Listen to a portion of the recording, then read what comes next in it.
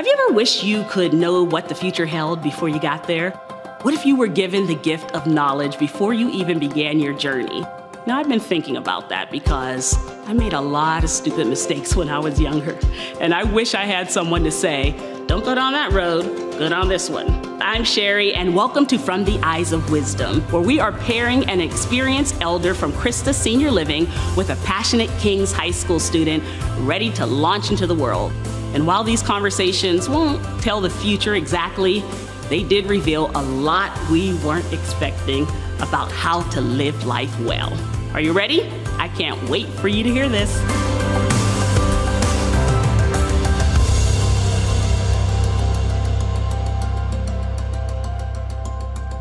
Welcome to From the Eyes of Wisdom. I'm your host, Sherry Lynn. And from the top, I need to let you know that this podcast will be an extended podcast. So we plan to have this one for approximately 3 hours. I'm looking at the clock, 3 hours and 5 minutes.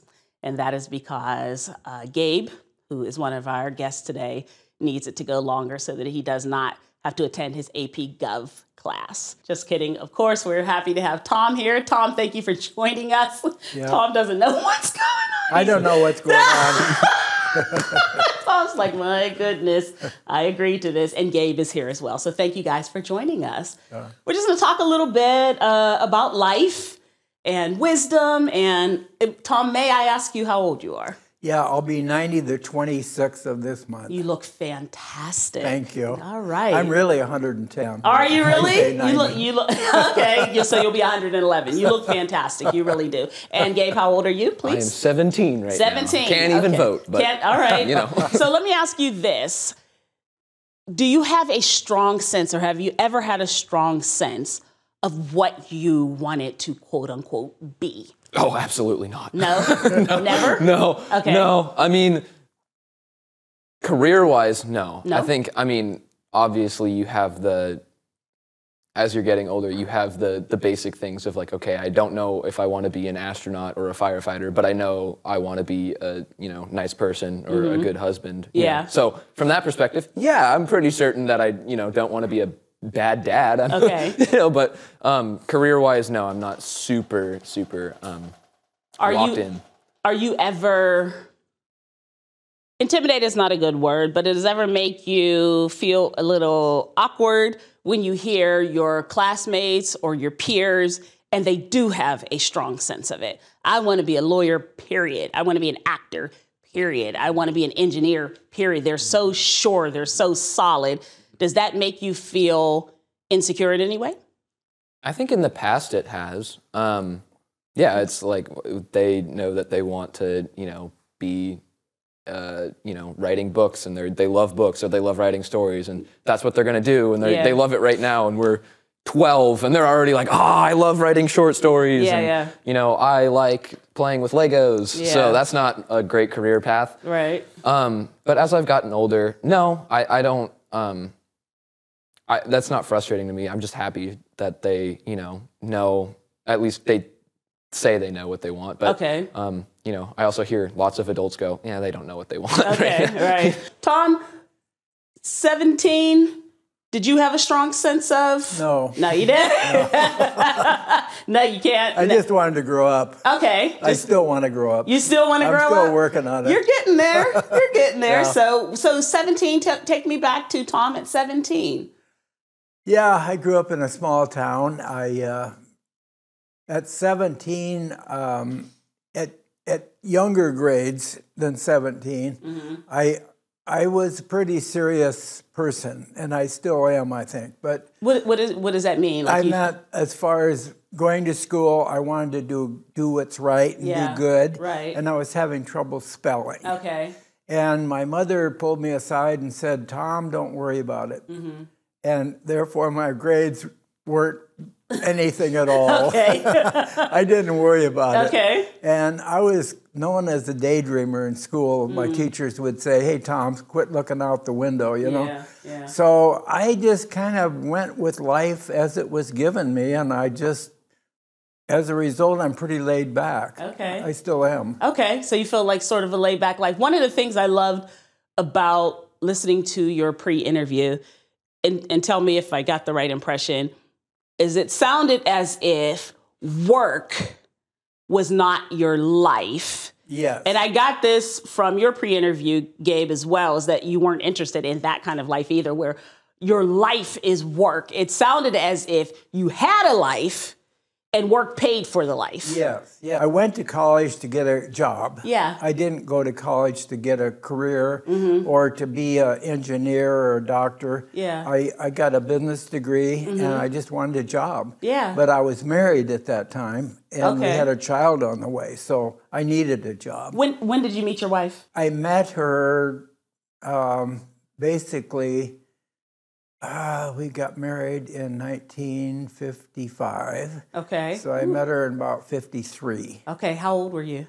I was probably 18, 19, 20, somewhere in there. I was young. How did you meet? We met in my small town at a movie theater. Okay. My wife was going to college at a town nearby. And a girlfriend of hers invited her to spend a weekend in Grundy Center, where I grew up. Okay. And that's how they happened to be going to the movie. Okay. And there was like 3 or 4 girls, and I was with 2 or 3 guys, and we just sat next to another, and that was our date.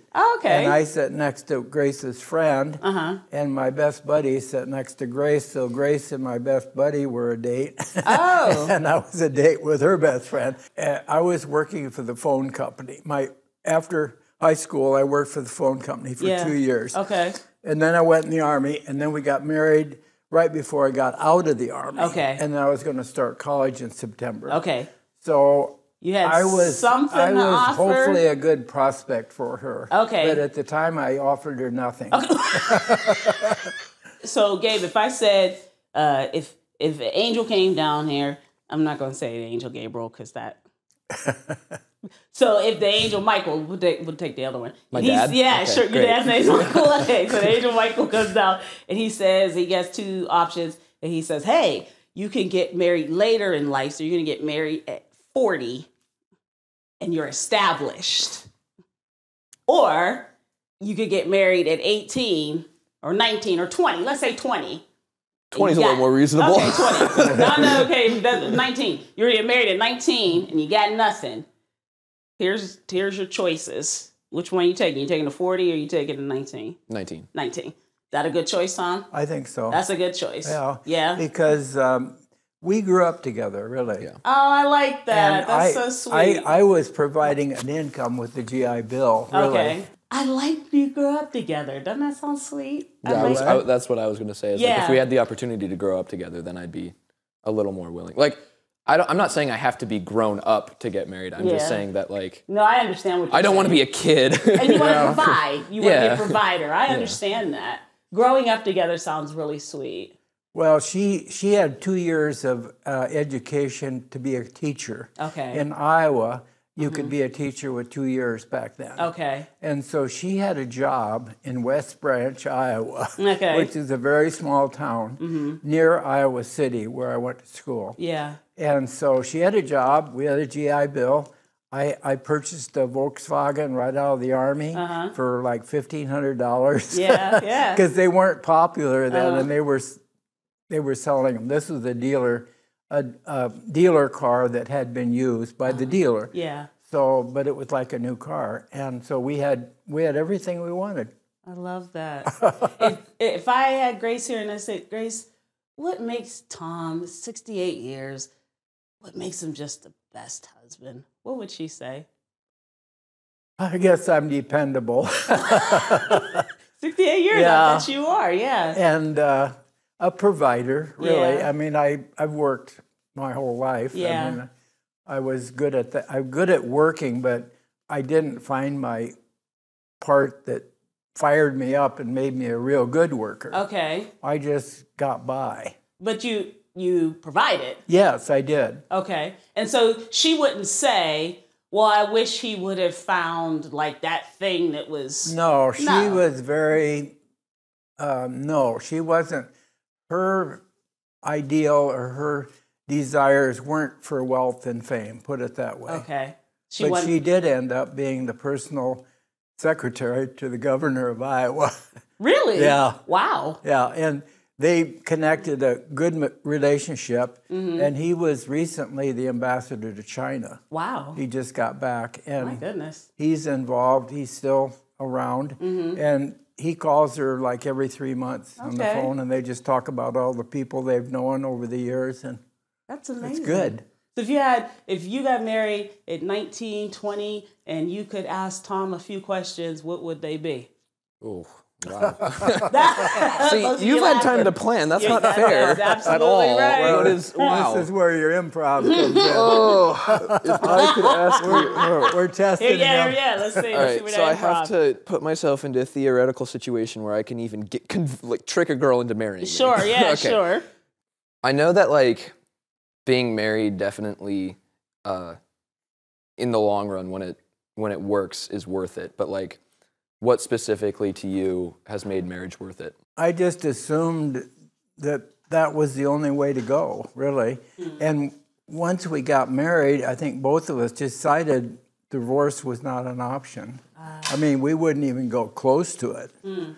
So we knew we had to fight it out. Yeah. And of course, we did have fights. I mean, we're humans, and we go at one another once in a while, but we learn how to fight good. I mean, the right way, not hold a grudge. I was going to ask, how do you, I'm guessing after 68 years, you do learn how to fight good, but what is fighting good?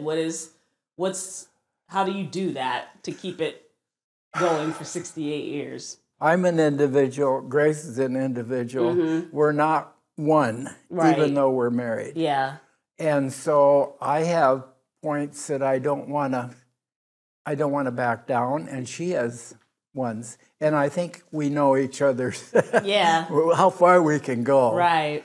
So, and you just work it out, I think, and you learn to be humble and forgive. Okay. Be humble. And it's hard for men to forgive. I feel. That's interesting. I feel it is. Have you experienced that? Forgiveness being difficult? I think forgiving... Okay, we're speaking 17 years experience, so that's not a super long timeline, and I've grown up fairly well, so I don't have any like grudges. But when you say you grew up fairly well, what does that mean? Well, I've had 2 loving parents. I haven't had any siblings, so not a lot of hardship. Yeah, not a lot of hardship. Like it's been good. Okay. So I can't really speak to like. I'm sure it would be harder for me to answer this question if I truly had gone through something that was more of a bigger betrayal. Got it. But in terms of smaller things, I don't find it hard to forgive. I think if anybody is the hardest person to forgive, it's myself, because I'm like, oh man, I know who I could be, and I'm not that guy, and so it's hard to let myself get off the hook. But in terms of other people, I'm like, well, that's, I don't. And again, it's only been small things like, oh man, you didn't pass me your homework answers. Gosh, it's nothing, brutal. There hasn't been anything life-altering as of yet. Got it. That makes sense. Are you a reader? I don't read books, but I listen to lots of podcasts, or I'm, consuming information. So I'm getting, I think, personally, it's just a different medium, but in terms of the type of person that's a reader, yes. Okay. It's just I don't read like books themselves. I asked that specifically, Tom, because when I was listening to your pre-interview, it sounds like you are an avid reader or have been an avid reader. Yeah, I go in spells. I get a good book and I want to read more, and then I get a bad book and I don't. And you're like, enough of that, yeah. Right now I'm in a reading mode. Okay. Yeah. Are there books that have, or ideas that have changed your life or changed your thought patterns? I'm sure they have. Anything stick out to you? I like new ideas, and I like... That's nice. It sounds like you're saying... I like to learn something new. Can you remember something a new idea that came and you were like, I did not... That's amazing. And it kind of shifted your thought pattern or even your life. Yeah, I heard a pastor we have Vespers over at Christwood. Okay. And the pastor, Neil is his first name, and he's Calvary. I'm not sure what church, but it's real close here. But we went there Sunday night, and he was talking about the humanity or the humanness of Jesus. And that he was completely human. Yeah. And growing up or I've gone to church ever since I met Grace, really. I mean, I had to go to church. Right. It was expected. I couldn't just say, I'm staying home and I don't want to go. No. I felt, and I wanted to please her. Yeah, yeah. But anyway, I didn't buy church until later in life. Okay. I mean, Jesus. That's fair. But back to my story, is I heard different versions of our humanity, being human, you know, the human, and I don't know if it was Luther or one guy said, being human is bad because you're a natural person. Right. Fallen human. And you got bad desires and stuff. Right. So kind of do away with your humanity and be somebody else. Got it. Well, this pastor was saying that Jesus was completely human. So to me, it's good to be human. Yeah, yeah. So that was something new, and I'm still working with it, and I don't understand it completely.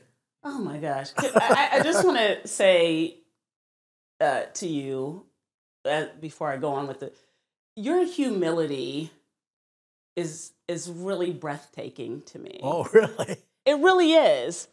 You're 90 years old. I mean, no disrespect to anybody, anywhere, to all the cameras here. You're a man. Yeah.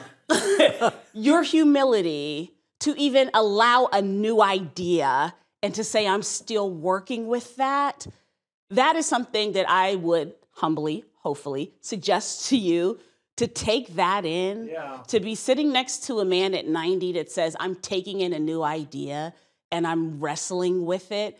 It's just, that's not normal. It's just not. It's just people usually have ideas and they hold on to their ideas. And then what they do is they go and get other ideas that reinforce the ideas they have. What I'm saying is, to you, Gabe, is that at this age, you are building something and the trajectory of that could go to this, where it's the humility of someone who's willing to take, or you could build the other thing, which is I have my ideas, and then it's then I just hang with the people who have my ideas, and then I just build myself up into something, and I never allow new things to come in. So that was I just wanted to say that to you. Yeah, thank you. As an aside. Thank you. That's a great. That was. I really appreciate that. That was really because I think humility is Christ-like. Let's talk about humility. If I asked you what humility meant, Gabe, what would you say? I think people can oftentimes conflate it without saying it, they conflate it with weakness, right? You're humble because you don't necessarily buy into, or you're a little like, you're hesitant in a way, is what people describe it as. But that's not humility, that's just not having a spine. To me, what I've seen is like humility is to be firm in what you know, but be willing to listen to what somebody else has to say and then weigh it, you know? Because there's people that would, and I think this also kind of ties to the idea of meekness in the Bible, where you'll hear people be like, oh, I'm a good person because I, don't hurt people. That's kind of a crude example. But that doesn't make you a good person per se. It's just that if you're incapable of doing something, then that doesn't make you good for not doing it. You know? I think is what people, and so people claim virtue because they're like, oh, I'm not doing all these things. It's like, well, you're not even capable of offering a new thought because you don't even take your own, mind seriously. So how can you claim to be that? So I think humility is having that capability, right? It could be, a math teacher, and the math teacher is really smart. But just because they're smart, it doesn't mean that they crush their students when they're wrong. It means that they're willing to pay attention to the students and go down to their level. And in that, at times, even the master learns from the student, right? And so I think that's what humility is it's a willingness to enter into anything, be it a relationship or a situation, knowing that you don't know everything, but still being firm and strong and confident in what you do have. Okay. That makes sense to me. It really is what Philippians says about Jesus, let this mind be in you, which was also in Christ Jesus. And then he made himself of no reputation, right? So he was in the form of God, right? Found him, but he made himself of no reputation. So he could do a lot of things, but he didn't because he loved us so much. So let's go right down that faith road and say, you're going to church because Grace is like, put this tie on and go to church, right? Yes, we did wear ties. Yeah, you wore a tie to church. You going to church. Grace is like, get up. No, we're going to church. And how many kids do you have? 3. 3. Okay, so the kids are going to church. Tom's going to church. When did it become, okay, now this is my faith? We got involved in a vineyard church in Iowa. Okay. And we were part of the people that started it. Okay. We were going to a conference of Leanne Payne in Illinois. Okay. And Leanne Payne is a woman that's written a lot of books. A lot of it is sexuality things. Anyway, we were at that conference. I was waiting in line for lunch or whatever. And some guy come up and said, what church do you go to? He said, where are you from? What church? And I said, right now we're not going to church. We're looking for a church. Our church had a big fight, and we kind of left it. And anyway, he said, you ought to go to the Vineyard Church. There's a man from Minnesota that's come down to Des Moines, Iowa, to start a Vineyard Church. Okay. And I asked his name and got his number, and I called him. And we got right in on the ground floor of him planning a church. Okay. And we got quite involved because in the vineyard they say you can do it. Yeah. So we had a small group, and we even got pins that said pastor on it. Okay. And our pastor friend in Minnesota that tore him up to see our pin. But anyway, they gave authority to the meanly flock, you know, to take and pray with people, and that kind of got me involved. Okay. Yeah. And you started then to own your faith. Yes. Okay. Yeah. What about you, Gabe? How would you describe you coming to faith? I have grown up in a very Christian environment. Like my parents helped start my church. So I've been at the same church 17 years, almost 18. And gone to Christian school my whole life. I went to Bellevue Christian for elementary school, and then for junior high, I swapped over to here. So obviously, like, you hear a lot when you grow up in that environment. You're told all the time, hey, guess what? Jesus loves you. Wow! And then pretty quickly, that statement loses all of its meaning. You know, it's like, oh, there's grace for you, and you go, great. You know, it's the growing up in the Christian environment just can lead to emptiness of the words, because, you know, it's always like when I hear people and I'll be like, man, I heard Jesus loves me for the first time and it broke me, and I'm like, wow, that is not how I react to that. So I've grown up in that environment, but I would say it's only been over the last 2 years that I started to it started to hit me from a new angle. Over COVID, I was early high school, junior high, and growing up in the environment, I didn't care. I always wanted to be a good person. But my metric of a good person was, well, at least I'm not them. So I guess that's better than not caring at all, but it's, you know, pretty empty. And I remember personally, the thing that was the most surprising to me as I was starting to get into that and getting into people trying to dig for truth, not in a Christian context, right? People trying, or you were trying? People trying. I mean, me as listening a result, to people of watching that, listening, all that, you know, being a observer. As I'm going through that, anytime that somebody would say something or, you know, unearth something, right? And you'd hear it, or I'd hear it, and it would hit me, and I'd be like, whoa, that's like true. I can't say that's not true. But then what I would realize is, since I've grown up in this Christian environment, I'm like, oh, that's what they're talking about. And so what was really surprising to me is that hearing all of these ideas that in the moment, we're like, that's revolutionary. It's like, no, it's not. Yeah. Yeah. If you had actually been paying attention, if you had actually had ears to hear, you would have figured that out a long time ago. And so these things started to click into place. Okay, that makes sense. Early high school, and then middle of high school, I still, sophomore year, I mean, I was more keen to it. I wasn't super into the deep end of faith, and I'm still wading out to that, I guess. Okay. But I remember thinking, oh gosh, I don't know if I want to say I'm a Christian or whatever, because that's like a big thing, and I don't know if I can live up to that. And I remember I think I was at a summer camp. And, things had been starting to make sense, and there's a lot of outside stuff that, life entails in life. And so I'm processing all this stuff. I'm getting older. I'm halfway through high school now. I'm looking towards the second half of high school, and then, now things are becoming a little more real. Like, okay, college is a lot closer than you think it is, and the rest of your life is ahead of you. And I remember thinking, man, I'm just not ready for this at all. And I went to a youth camp, and I kind of started to realize, like, I don't think I'm ever going to be ready. So either I make this choice now and go with it, or I just always stand on the sidelines and I'm going to regret it someday. And that choice is? Faith. Faith. Saying Faith, and then more specifically, like, being willing to make a public declaration in baptism. Okay. So I got baptized, 16? Okay. In a lake. My best friend and I got baptized together.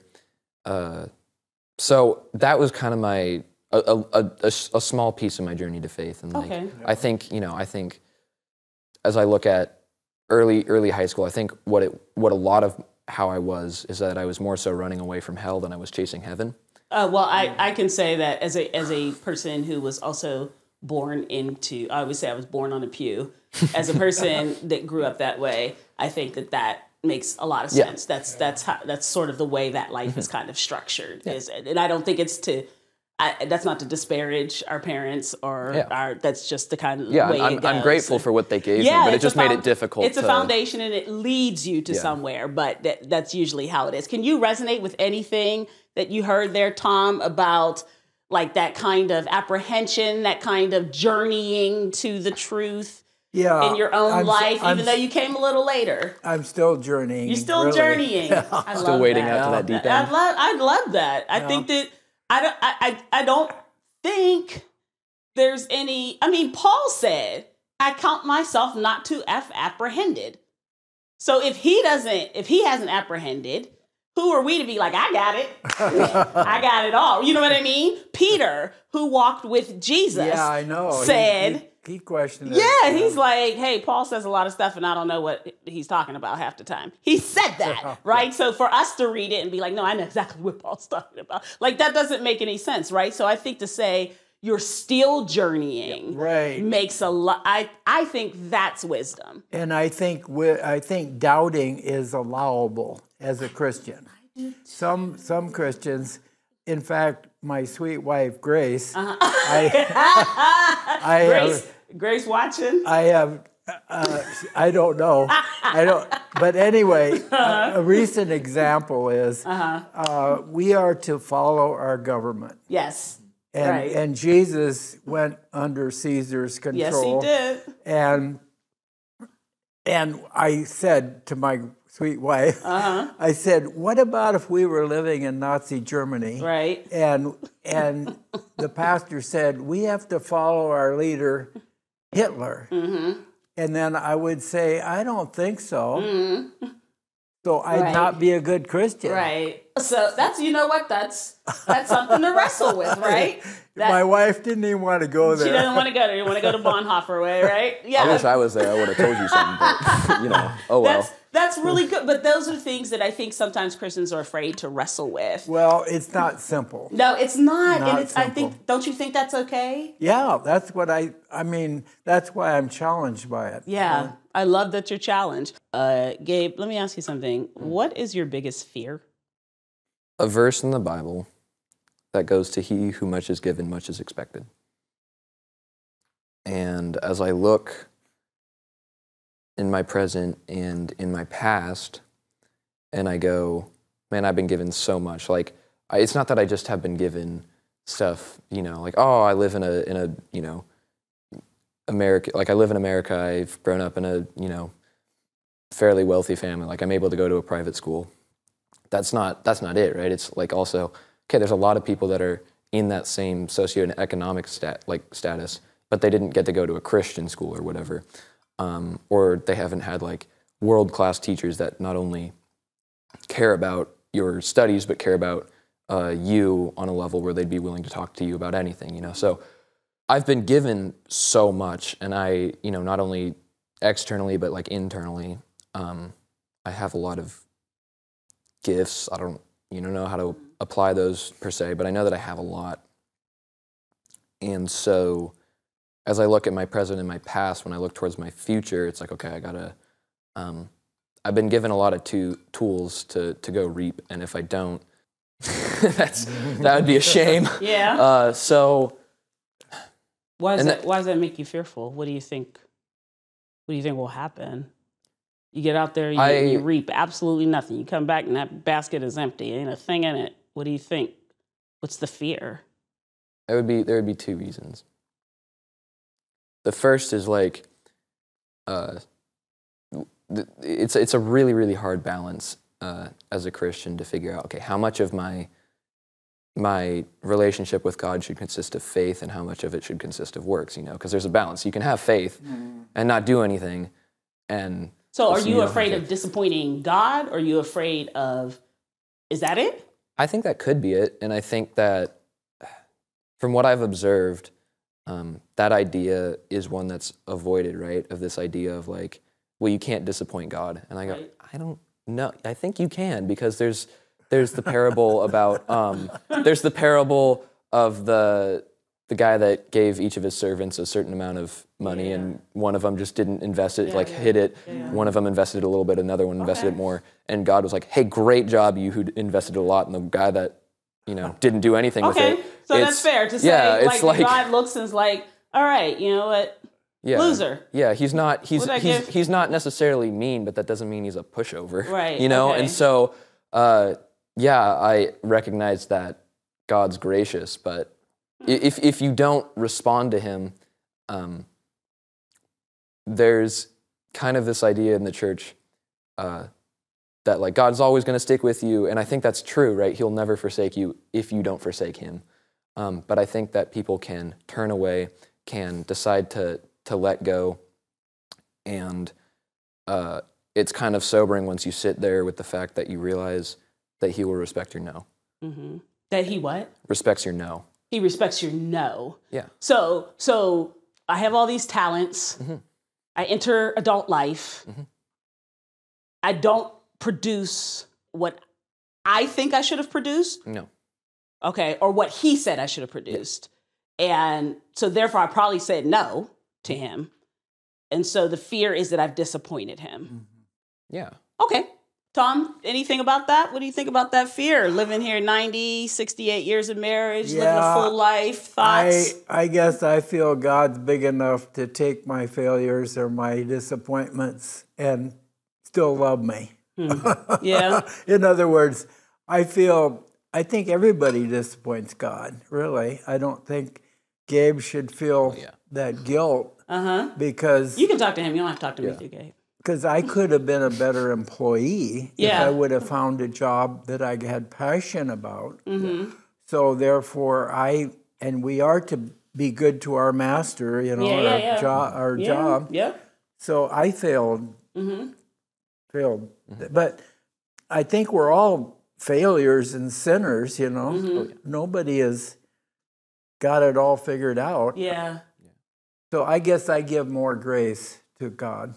Yeah. And I don't feel bad because I'm doing the best I can. What's your biggest fear right now?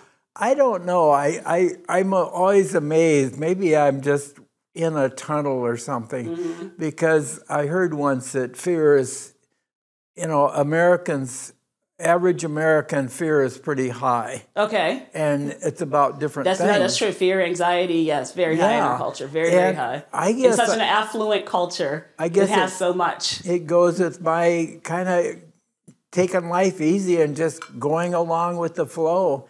I don't really have many fears. I'm going to ask you this. I hope it's not offensive. Do you fear death? No. You don't?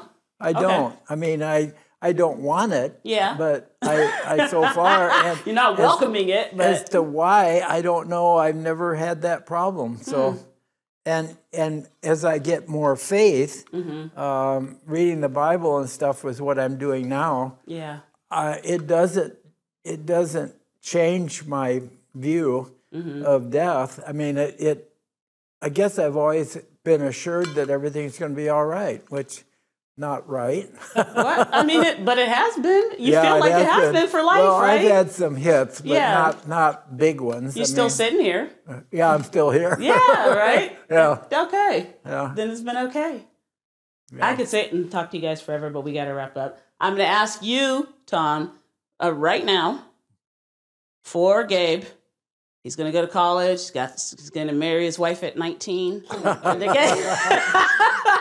They're going to be married 72 years. And all of that. If you had one piece of advice you could give him for life, he's going to write it down. That's what this is for. He's going to write it down. He's going to take it with him. As I've gotten older, and this didn't happen probably till like 10 years ago, I've gotten more confidence in myself. Yeah, yeah. As a younger person, I lacked self-confidence. Okay. But as of like 10 years ago, I've gotten into woodworking, so this sort of thing. Yeah. I've also become a fix-it guy. Yeah. If something's broken, a car or a stove, I'll go to YouTube and I'll read it and I can fix it. Okay. So I've developed the attitude that I can do anything. Wow. Really? Yeah. And that's my point. If you don't feel you can do it, like going to college or pleasing God, you'll never do it. But if you say you can, you beat it. Yeah. And you might not do it right away. And I never can fix things or solve problems right away. But I keep at it like a bulldog until I do it. So keep at it. Yeah, confidence that you can do it. Confidence that you can do it. Yeah. I love that. You guys have been a delight. I tried to keep it a little longer, but I couldn't. I can't go to 3. He has to go to class. Gabe's got to go to class, guys. Well, he could call in sick. We'll have Tom call him in sick. Thank you all for joining us. This has been From the Eyes of Wisdom, and we'll see you next time.